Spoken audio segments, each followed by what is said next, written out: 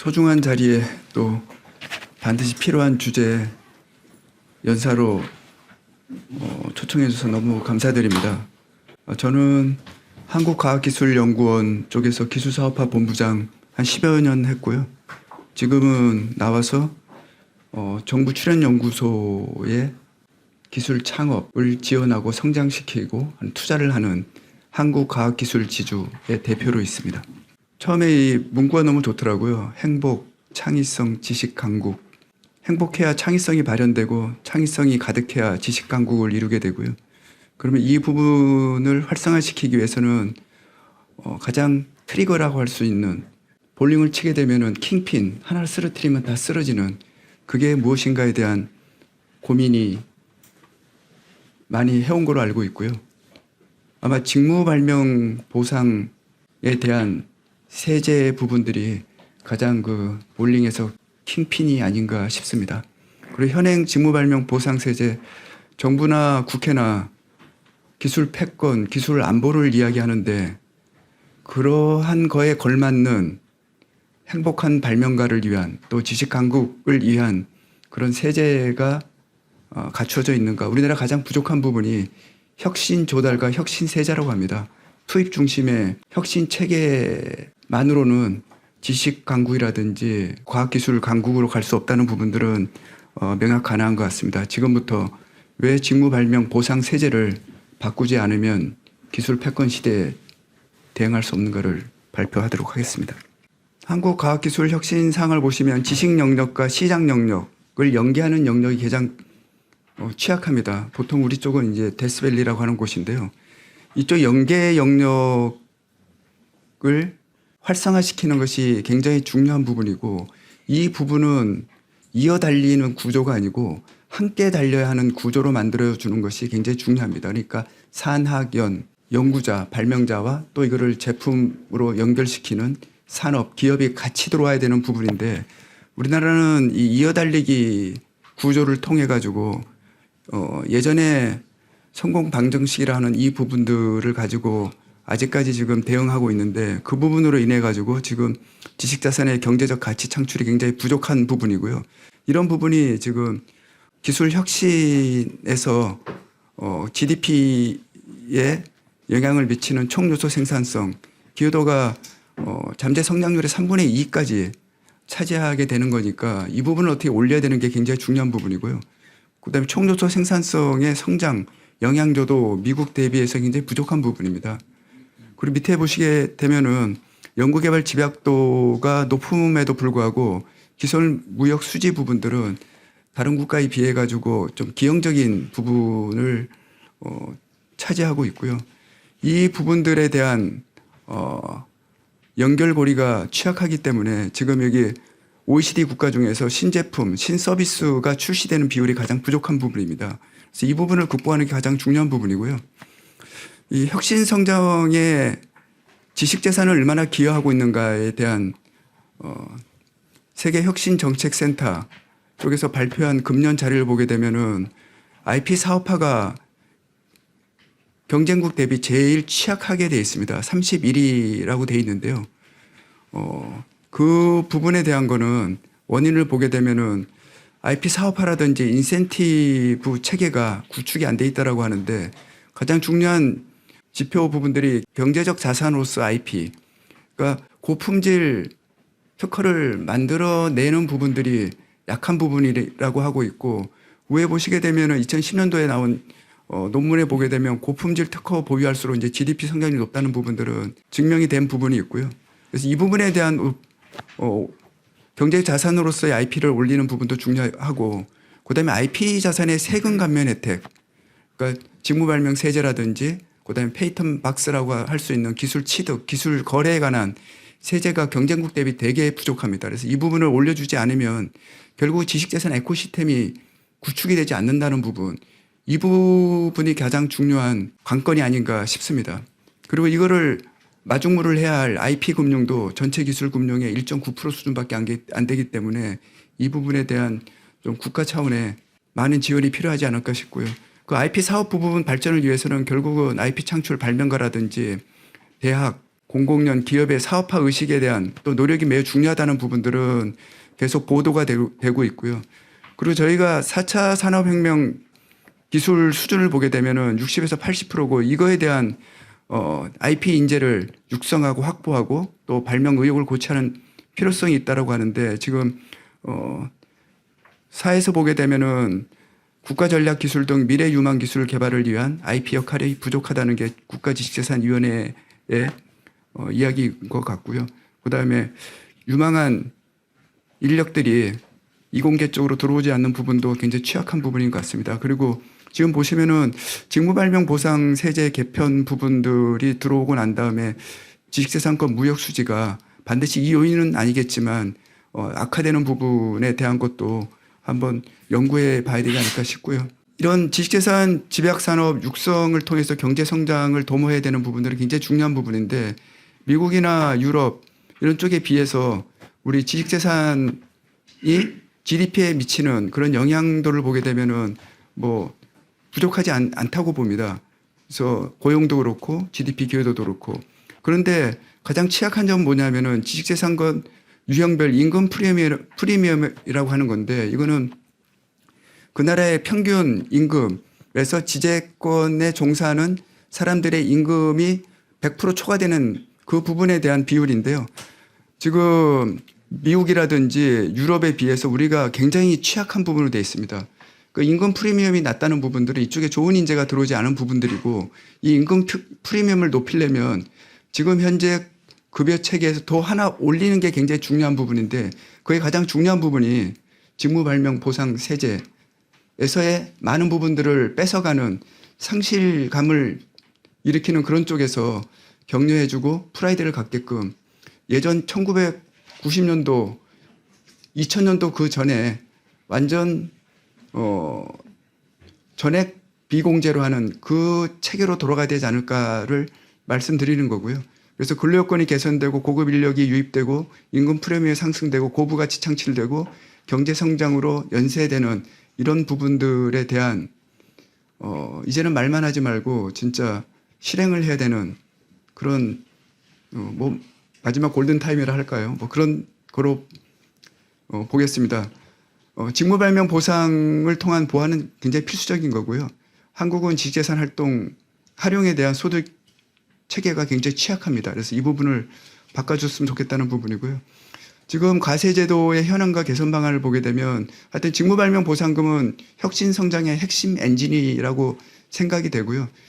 2016년도부터 이렇게 그전에는 이게 대법원 판례를 보시게 되면 직무발명에 대한 부분은 그 소유권 원래 발명자로 돼 있고 보상금이란 것은 권리 승계를 소속 회사가 가져가는 대가로 그리고 이게 규칙적 반복적으로 지급하더라도 그 본질은 바뀌는 부분이 아니기 때문에 기타 소득이라고 했음에도 불구하고 감사원 국세청 부분들은 이게 일시적 우발적 발생이 아니라 계속적 반복적 지급이라고 해서 근로 제공의 대가로 보고 이거를 재직 중에는 근로소득 또 퇴직 후에는 기타 소득으로 소득세를 가세하고 있는 부분 이 부분이 지금 현장에서 굉장히 많은 부작용을 일으키고 있다라는 부분들이고요. 기술을 이전을 통해서 사업화가 되고 그게 다시 R&D로 대투자되는 이런 선순환 구조 쪽에서 기술 이전과 사업화 쪽으로 가지 않고 기술 자문이라든지 아니면은 논문으로 끝나는 이 구조를 타파해야 되는 부분이고 그러려면은 결국은 직무발명 보상금 세제는 이번 기회에는 반드시 뿌리를 뽑아야 되지 않을까 이렇게 생각을 하고 있습니다. 출연연구소에 대형 기술 이전한 연구자들에 대한 인터뷰한 내용인데요. 여러분 이게 특허를 내고 난 다음에 기술 이전하고 난 다음에 어떠한 연구자들의 부담이 얼마나 많은지에 대한 부분을 한번 보시게 되면 원래 기술료 수입이 들어오게 되면은 그 필요 경비를 선공제하게 됩니다. 근데 이게 해외까지 특허를 확보하려면 10억 원에 이르는 비용인데 여기서 기술료 수입에서 선공제하거나 공제하고 또 하는 부분도 어려운 부분이고 여기 상용화 과정에서 지금 추가 보완이 필요한 것들이 있는데 이 비용은 또 국가연구 사업에서는 중복과제라고 연구 내용이 유사하기 때문에 중복과제라고 해서 제외되고 그 지원하기도 쉽지 않은 상태고 해외 기업들하고 협상을 했거든요. 협상하는데 연구자가 밖에 나가서 이제 기술 내용을 알려야 되니까 협상을 하게 되고 그러려면 거기에 나가는 출장비란 이런 것들이 있어야 되는 그건 가제하고 관련성이 없기 때문에 예전에 나왔던 가제에서 나온 거기 때문에 출장비도 개인 경비로 진출하게 되고 또 경상기술료 베이스로 하게 되면은 기술의 완성도를 높여서 상용화까지 가야 되고 그럴 때는 연구자가 계속 가서 붙어가지고 지원해줘야 되는데 기업의 기술 흡수 능력은 부족하고 우리나라가 미국이나 일본하고는 다르게 중소기업으로 기술 이전하는 비율이 85%, 90%입니다. 기술 흡수 역량이 부족한 부분. 결국은 연구자가 가가지고 발명자가 가가지고 그거를 메꿔줘야 되는데 그런 인센티브가 있나요? 왜냐하면 가제 중복성. 그다음에 여기서 특허가 논문이 나오는 것도 아니고 기술료는 돈을 미리 받았고 그럼 여기서 하는 것들은 완전히 새로운 일에다가 대가가 없는 것들이죠. 그래서 이 부분을 해결해 줘야 되는 부분들이 결국은 직무발명 보상에서 빼는 거를 보태주지는 못할 망정 지금 완전 공제해 주는 그 예전 제도로 연구자들은 행복해야 많은 성과들이 나옵니다. 그래서 두 가지를 요청드립니다. 세액을 예전처럼 환원시키는 부분, 정년 환원시키는 부분 이 두 가지를 말씀을 꼭 드리고 싶고요. 여기 보시게 되면 기술료가 전액 연구자의 수입이 되는 때도 있었으나 지금은 거의 절반 가까이 세금으로 공제됩니다. 많은 소득이 있으니까 당연한 것이냐고 이야기할 수도 있지만 허탄한 것은 사실입니다. 그리고 보시게 되면은 상황이 이러다 보니까 왜 이렇게 많은 부담이 있는데 연구과제를 하게 되면 연구수당 가지고도 2천만 원, 3천만 원, 4천만 원을 가져가게 되거든요. 여기에 안주하는 경향을 비난하시는데 비난을 하기가 어려운 상황이지 않습니까? 기술이전 사업화 지원이 너무 큰 부담인 반면에 혜택이 적은 것. 이게 기술사업화 부진의 결정적이다. 이게 지금 코리아 R&D 패러독스라고 하는 연구 생산성 3%를 넘어가지 못하는 2%도 넘지 못하는 이 부분 깨주셔야 되는데 이 부분이 직무발명 보상 세제라고 저는 감히 말씀을 드릴 수 있겠습니다. 지금 보시게 되면 이게 법적 측면에서도 문제가 많고 혁신, 과학기술 혁신, 정책 측면에서도 굉장히 문제가 많은 이 부분을 알고 있으면서도 왜 바꾸지 못하는지에 대한 부분을 잘 모르겠어요. 1년에 대학하고 출연연 쪽에 기술 이전에서 들어오는 총 수익이 2,500억 정도밖에 안 됩니다. 그럼 거기 50%를 하게 되면은 1,000억에서 1,500 정도가 전체 잡히는 세수거든요. 왜 그 조그맣게 밖에 안 되는 그걸 가지고 이렇게 사람들의 자부심 이런 부분들을 프라이드를 꺾는지를 잘 모르겠습니다. 법적 측면에서도 전혀 이게 맞지도 않은 부분이고요. 왜냐하면 이게 소득세법에 산업재산권 양도는 기타 소득으로 돼 있는데 이게 직무 발명이란 부분들이 원래 발명자 소유이고 그거를 사용자한테 넘기는 권리 승계의 대가 아닙니까? 그게 어떤 형태로 나중에 들어오는 부분인데 그 본질은 이거거든요. 그래서 이 부분은 법적으로도 안 맞고 그다음에 직무발명법 취지에도 안 맞고 일본은 이게 직무발명 제도 운영하고 있는데 직무발명 보상금을 기타 소득으로 보고 있거든요. 일본은. 근데 우리 쪽에서는 대륙법 체계에서 독일, 일본으로부터 해서 우리나라 쪽으로 넘어왔는데 왜 이거는 이렇게 안 하는지. 그러니까 얼마나 답답하면은 로또보다 세금 더 많이 내는 직무발명. 로또는 그냥 횡재세고 직무발명 이 사람 여러분들 여기 연구자들이 이렇게 힘든데 평생 한 번, 두 번 합니다. 기술 이전. 10년 동안 그 연구를 많이 해서 성과로 보이는 것들을 기술 이전하는데 이게 매번 하는 것도 아니에요. 그러니까 여기 한국 R&D 상업화 수준 세계 43위 뒤에까지 안 가죠. 과제로 끝나고 또 기술 이전만 하고 사업하는 데 더 많은 참여가 필요한데 안 합니다. 그리고 기재부 쪽에서 과학기술 혁신에 관련된 전문가가 좀 들어가야 될 것 같습니다. 여기 지금 이 우수인력 이공계 유입도 저해되고 기술 개발에 대한 의욕도 감소되고 이런 부분들이 하여튼 안 되는 부분은 차고 넘치는데 왜 이거를 눈 가리고 안 보고 있는지에 대한 부분도 대학 연구자 3만 7천 명 중에서 보상금 받는 연구자 2.5%에 불과하고 금액도 그 아까 얼마 되지도 않거든요. 그래서 이 부분을 좀 바꿔줬으면 좋겠다는 부분을 다시 이야기 드리고요. 여기 지금 혁신 성장에 연결되기 위한 기술 사업화, 이제 특허 기술 사업화죠. 이게 기술 이전 중심에서 특허 기술 이전 중심의 특허 기술 사업화 중심으로 혁신 체계가 완전히 바뀌어야 되는데 그거에 대한 트리거 역할을 해주는 게 혁신세제하고 혁신조달입니다. 이쪽에 스케일업 자본도 많이 들어가야 되고요. 여기 지금 있는 TRL 6단계가 7단계로 넘어가면서 연구자의 손에서 넘어가서 7단계 비즈니스 영역으로 넘어가는 기간인데요. 3단계에서 6단계 기술 이전 전후에 연구자가 참여하거나 실정이 굉장히 중요한 부분인데 여기 연구자가 참여해야 되거든요. 이 부분에 대해서 기업에게는 많은 기술이 이전이 돼야 연구자한테도 보상이 많이 발생하는 거니까 혁신세제 중에서 기술 이전과 취득세제에 대한 혜택을 기업한테 많이 줘야 되는데 우리는 경쟁국 대비 이 비율도 적고 특허기술 취득세제 일몰된 거로 제가 알고 있는데요. 해외 쪽은 굉장히 많습니다. 연구자한테도 직무발명 보상금 세제 전에 없는 굉장히 악화된 부분 쪽에서 마주 조금씩 뭐 300만 원, 500만 원 뭐 장난치는 것도 아니고 뭐 이번에 좀 더 올려서 200만 원 더 올려주겠다고 하는데 애들한테 이게 뭐 응?